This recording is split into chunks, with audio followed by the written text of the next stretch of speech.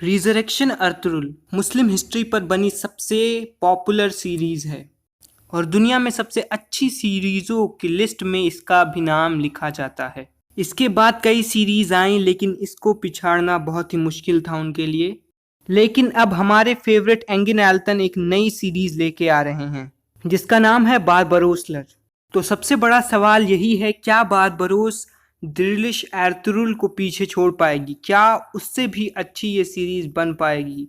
तो इस वीडियो में हम कुछ पॉइंट्स डिस्कस करेंगे और अगर उस पॉइंट्स पर टीआरटी ने काम किया तो ये सीरीज दिलिश एर्तुरुल से भी बड़ा हिट होगी और हमें एक और दिलिश एर्तुरुल देखने का मौका मिलेगा।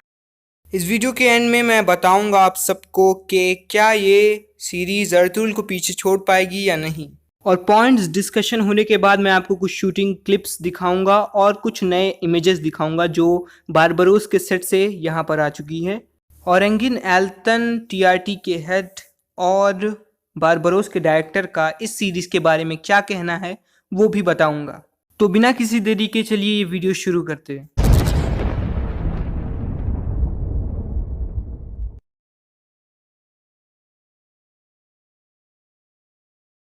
किसी भी मूवी या सीरीज की सबसे इम्पोर्टेंट चीज़ होती है उसकी स्टोरी। अगर स्टोरी अच्छी नहीं है तो कुछ नहीं होने वाला है। हमें पता है रिजरेक्शन अर्तुरुल की स्टोरी कितनी अच्छी थी, तो बारबरोस के स्टोरी राइटर्स को बहुत ही अच्छे से स्टोरी लिखनी होगी। हमें पता है बारबरोस की हिस्ट्री बहुत ही अच्छी है, मैंने कुछ पेजेस पढ़े हुए हैं, लेकिन स्टोरी को ड्रैग नहीं करना है। अगर स्टोरी को ड्रैग करेंगे तो ऑडियंस को ये अच्छा नहीं लगेगा। फॉर एग्जाम्पल कुर्लुस उस्मान की आप सीज़न 2 की स्टोरी देख लीजिए, कितनी बुरी तरीके से ड्रैग किया गया है और अभी भी सीज़न 2 चल रहा है। मैं यहाँ पर कुर्लुस उस्मान को ख़राब नहीं कह रहा हूँ, बहुत अच्छा है कुर्लुस उस्मान। बस मैं चाहता हूँ कि बारबरोस की स्टोरी को ड्रैग ना किया जाए और एक विलन जैसे हमारे पास टाइटुस थे, उस्ताद आज़म पेट्रूशो थे, उन सबको ड्रैग नहीं करना चाहिए था। बहुत ज़्यादा दिन दिखाया गया, करीबन 70-72 एपिसोड दिखाए गए। वैसे ही बारबरोस में इतना देर तक एक विलन को नहीं दिखाना चाहिए। और अगर किसी विलन को दिखाना भी है ज़्यादा दिन तक तो उससे और हीरो से लड़ाई थोड़ी कम दिखाया जाए, वरना बार बार हीरो विलन को पकड़ेगा, मारेगा थोड़ा बहुत, तो फिर वो बच के निकल जाएगा, तो वो अच्छा नहीं लगता, बोरिंग हो जाता है। स्टोरी को ऐसा बनाना है कि हर एक एपिसोड में कुछ ना कुछ हो। एपिसोड मतलब मैं बोलम की बात कर रहा हूँ, टर्किश एपिसोड जो 2.5 घंटे के होते हैं। तो स्टोरी को ऐसा बनाना है कि एक इंसान पहला बोलम देखे तो दूसरा देखने का उसका मन करे। और अगर आप ऐसा बनाएंगे कि बोर कर देंगे तो कोई इतना लंबा देखने वाला नहीं है। मुझे छोड़ के मैं एक बोलम 2-3 बार देख सकता हूँ, बहुत ही बड़ा फ़ैन हूँ एंगिन एल्टन का। A few moments later. बारबरोस में सबसे ज़्यादा काम रहेगा वीएफएक्स का। तो वीएफएक्स बहुत ही ज़्यादा अच्छा बनाना पड़ेगा क्योंकि ये पूरी की पूरी सीरीज़ समुंदर के ऊपर बनेगी, मतलब असली समुंदर पे नहीं शूट की जाएगी, नकली समुंदर पे शूट की जाएगी और सारा पानी वगैरह सब कुछ कंप्यूटर का कमाल रहेगा। और अगर वीएफएक्स गड़बड़ हुआ, इधर उधर हुआ तो भाई मज़ा ख़राब हो जाएगा क्योंकि अनरियल दिखने लगेगा और अनरियल चीज़ें कार्टून के सिवा और कहीं नहीं अच्छी लगती। तो इसका मतलब है कि टीआरटी और यस फिल्म को पैसा जलाना पड़ेगा।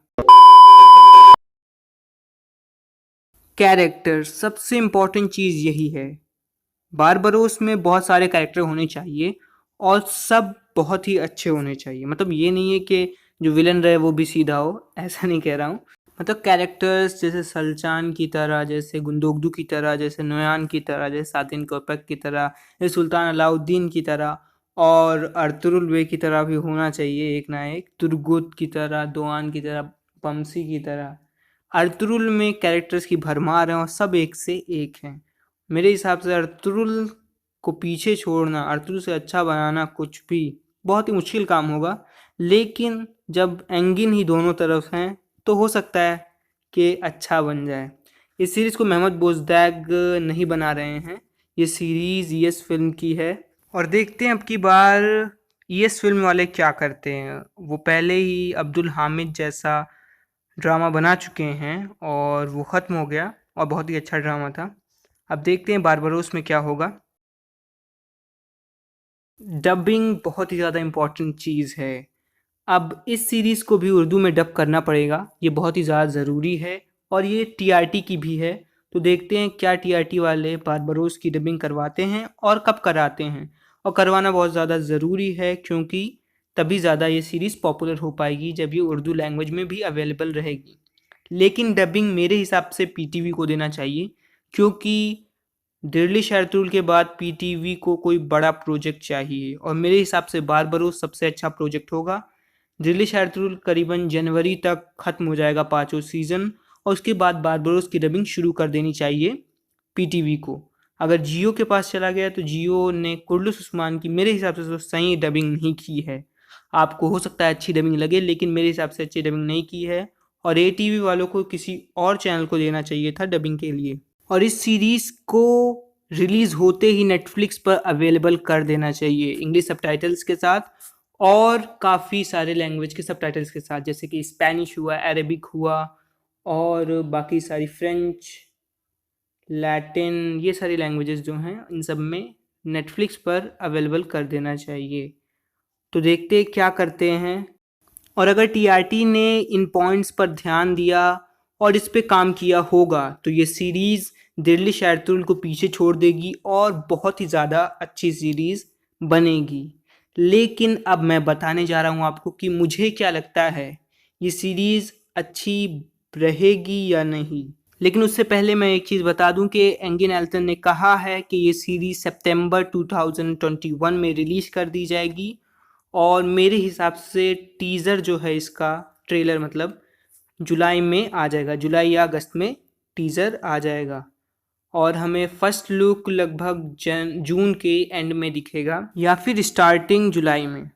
इस सीरीज़ में थोड़ा बहुत झोल भी है, मतलब मैं कुछ बुरा नहीं कहना चाहता इस सीरीज़ को, लेकिन इस सीरीज़ में 2 हीरो हैं। एक हैं अपने एंगिन एल्टन, जिनको रोल मिला है ऑर्च रईस का। अगर कोई भी टर्किश प्रोनाउंसिएशन की गलती हो तो मुझे माफ़ कर दीजिएगा, क्योंकि मुझे सही से प्रोनाउंसिएशन नहीं पता है।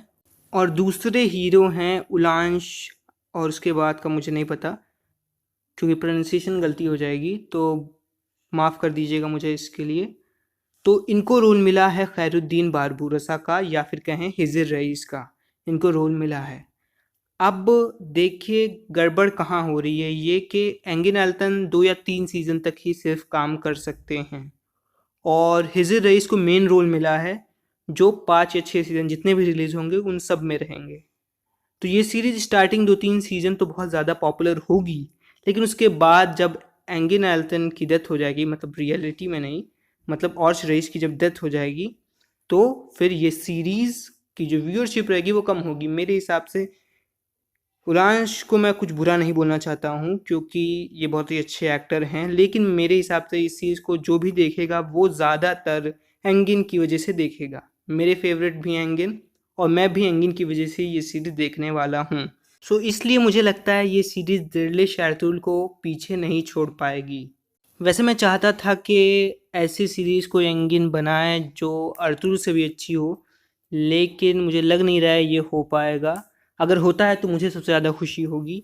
टर्किश न्यूज़ चैनलों ने कहा है कि बारबरोस सीरीज़ रिलीज़ होते ही वाइकिंग का रिकॉर्ड तोड़ देगी, और इस सीरीज़ में के पहले एपिसोड में एक 30 मिनट का बैटल सीन रहेगा जो टर्किश हिस्ट्री में सबसे बड़ा बैटल सीन होने वाला है। तो ये एक नया रिकॉर्ड बनेगा, और देखते हैं क्या क्या कारनामे ये सीरीज़ करेगी और कहाँ तक ये सीरीज़ जा पहुँचेगी। एंगिन एल्टन ने इंटरव्यू में कहा था कि बहुत ही मुश्किल है इसकी शूटिंग, और हम लोग बहुत ज़्यादा मेहनत करके ये शूट कर रहे हैं, और विंटर सीज़न जब आएगा तो और ज़्यादा मुश्किल हो जाएगी हम लोग के लिए शूटिंग। तो मैं आपको अब एक शूटिंग क्लिप दिखाने वाला हूँ।